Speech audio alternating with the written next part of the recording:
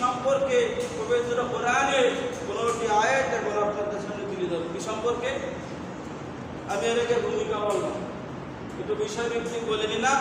এবার কোরআন থেকে, কোরআনের আলোকে 15টি আয়াত শিরক সম্পর্কে তুলে ধরব এবং হাদিস থেকে 25টি হাদিস আমি আপনাদের সামনে তুলে ধরব শিরক সম্পর্কে।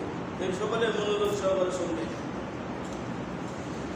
1 নম্বর সূরা নিসা 48 নম্বর আয়াতে আল্লাহ রাব্বুল আলামিন বলেন, ইন্নাল্লাহা লা ইয়াগফিরু আন ইউশরিকা বিহি ওয়া ইয়াগফিরু মা দুনা যালিকা লিমান ইয়াশা। আল্লাহ রাব্বুল আলামিন বলেন, আল্লাহর সাথে যারা শিরক করবে, ইন্নাল্লাহা নিশ্চয়, ইন্নাল্লাহা লা ইয়াগফিরু যুনুবা, যারা আল্লাহর সাথে অংশীদারিত্ব করবে, শিরক করবে, সাব্যস্ত করবে, আল্লাহ তাআলা বলেন মা দুনা যালিকা লিমান ইয়াশা, আল্লাহ বলেন তাদেরকে আমি কখনো ক্ষমা করব না। এই গুনাহ কলাম তো নাকি খেয়াল করে, গুনাহ কলাম ক্ষমা করব না। আল্লাহ বলছে তাদেরকে আমি ক্ষমা করব না। নিশ্চয় যারা শিরক করবে তাদেরকে আমি কি করব না? ক্ষমা করবে না।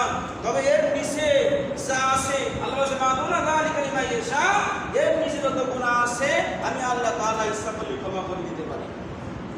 তাহলে বোঝা গেল শিরক বাদে যদি অন্য কোনো গুনাহ হয় আল্লাহ ইচ্ছা করলে কি করতে পারে? ক্ষমা করে দিতে পারে।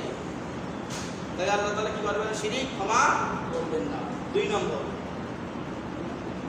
সূরা লুকমান 13 নম্বর আয়াতে আল্লাহ তাআলা বলেন, ইয়া বুনাইয়া লা তুশরিকু বিহি ইন্নাশ শিরকা লাযুলমুন আযীম। আল্লাহ রাব্বুল আলামিন বলেন, এখানে লুকমান আলাইহিস সালাম তার সন্তানকে উপদেশ দিয়েছে, হে আমার পুত্র, হে আমার সন্তান, যে আল্লাহর সাথে কারো শিরক করবে না। এটা আছে লুকমান আলাইহিস সালাম তার সন্তানকে, তার পুত্রকে উপদেশ দিয়েছে, হে পুত্র, হে বৎস, তুমি আল্লাহর সাথে কাউকে শরীক করবে না। ইন্নাশ শিরকা লাযুলমুন আযীম, নিশ্চয় শিরক সমস্ত মস্ত বড় জুলুম। কি আছে? শিরক সমস্ত মস্ত বড় জুলুম, বড় অপরাধ। কেন? শিরক সবচাইতে বড় অপরাধ। এই আয়াতের শিক্ষা হলো শিরক সবচাইতে মারাত্মক বড় অপরাধ।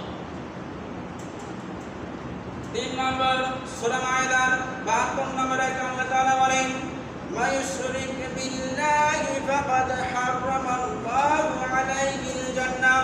আল্লাহ রাব্বুল আলামিন বলেন, যে ব্যক্তি আমার সাথে শিরক করবে, সাব্যস্ত করবে, আমার বাদ মানুষকে ডাকা ডাকবে, আমার বাদ অন্যকে ইবাদতবন্দি করবে, আমার বাদ অন্যকে দোয়া করবে, আল্লাহ রাব্বুল আলামিন বলেন ফাকাদ হারামাল্লাহু